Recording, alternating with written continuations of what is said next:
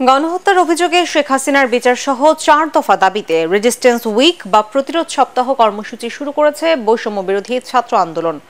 প্রথম দিন ঢাকা বিশ্ববিদ্যালয়ের রাজু ভাস্কর্য থেকে রোড মার্চ কর্মসূচি পালন করেন ছাত্র আন্দোলনের সমন্বয়করা। ছাত্র জনতার আন্দোলনে গণহত্যায় জড়িত আওয়ামী লীগ ও 14 দলের দোসরদের বিরুদ্ধে দেশব্যাপী মামলা করার আহ্বান জানান তারা। মাজহারুল হক মুহাজিরের রিপোর্টে বিস্তারিত।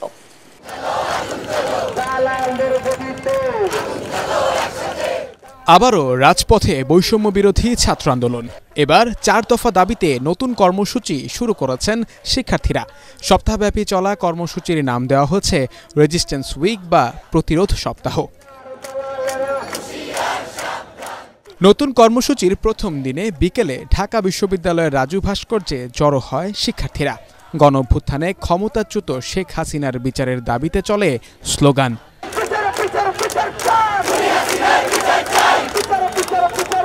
পরে বিশ্ববিদ্যালয়ের হলপাড়া ঘুরে ভিসি চত্বর হয়ে কেন্দ্রীয় শহীদ মিনারে গিয়ে সমবেত হয় সার্জিস হাসনাতরা। শহীদদের স্মরণে 1 মিনিট নীরবতা পালনের পর তারা বলেন, দেশকে অস্থিতিশীল করে পুনরায় ফ্যাসিস্ট হাসিনাকে ক্ষমতায় আনার অপচেষ্টা চালাচ্ছে একটি মহল। ফ্যাসিবাদী কাঠামোকে ব্যবহার করে যেসব হত্যাকাণ্ড ঘটানো হয়েছে সেগুলোর দ্রুত বিচার নিশ্চিত করতে বিশেষ ট্রাইব্যুনাল গঠন করতে হবে।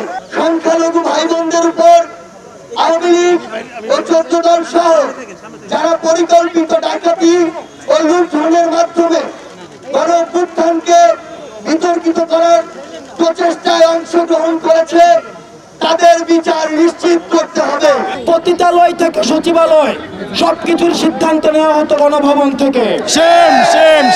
এতদিন ধরে যারা দলকানা আওয়ামী বঞ্চিত হয়েছে তাদেরকে মেধার ভিত্তিতে ন্যায্যতার ভিত্তিতে আবার সুযোগ সুবিধা নিশ্চিত করতে হবে।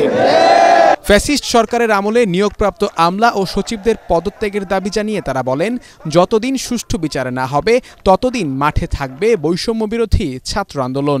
আমরা পরিপূর্ণ স্বাধীনতা অর্জন করতে পারছি না ততক্ষণ পর্যন্ত রাজপথে থাকার শপথ আমরা কি নিতে পারি?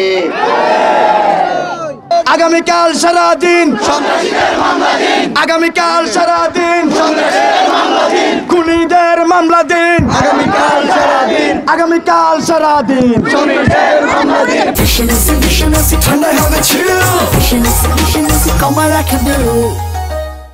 এ সময় জুলাই আগস্ট ব্যাপী আহত ও নিহতদের সঠিক তালিকা প্রস্তুতে সবার সহযোগিতা করার আহ্বান জানান তারা।